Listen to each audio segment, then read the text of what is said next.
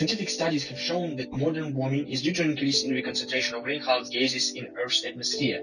Until recently, the problem of climate change in Russia was far from as acute as in many other countries. The climate crisis particularly did not appear on the political agenda of the country, and the third of the country's population refused to admit that warming of the planet was work of man, and the main cause of warming was the emission of greenhouse gases. The goal of the Russian energy development, according to the energy sector, is twofold. On the one hand, it is to maximize the country's socio-economic development, and on the other, to strengthen and preserve the Russian Federation's position in the global energy sector, at least for the period up to 2035. It holds world's 16% total energy trade. Russia's lack of any substantial contribution to international climate change and its financial goals, together with its highly insufficient domestic target and climate policies, result in the CAT giving Russia an overall rating of critically. Main reason for that, the first one is political and the second one is more economical. The political, there is a sentence that says, if you want to know about wars, follow the pipeline, and this is exactly what Russia is playing. So their biggest advantage is the gas they export to Europe, as they are the main exporters, so they can restrain as much as possible any European pressure toward Russia.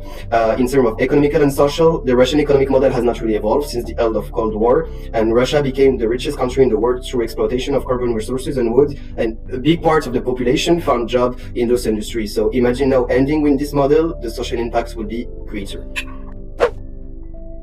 So as you understood, Mr. Putin will not visit Glasgow, and no reason was given for the decision not to attend. And this decision is seen as a blow to effort to get leaders to negotiate a new deal to curb rising global temperatures. However, he says that climate change is one of the most important priorities of his foreign policy. So Russia will start implementing green projects in 2022, including carbon capture project, and they also approved a long-term government climate strategy last November, targeting a carbon neutrality by 2060.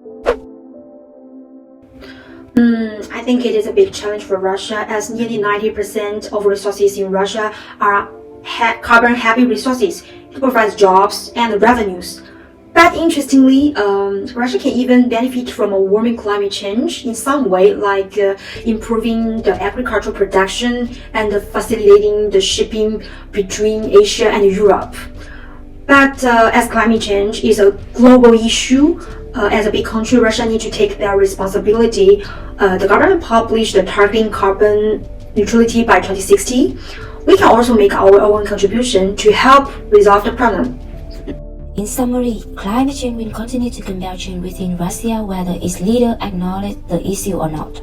The most immediate and significant thrust for change within Russia will come from the outside as major energy export markets accelerate their environmental policy. This poses an existential threat to Russia's economic model of energy export, a threat heightened by years of weak domestic growth and a global economy suppressed by the pandemic. And you, how do you think about this issue?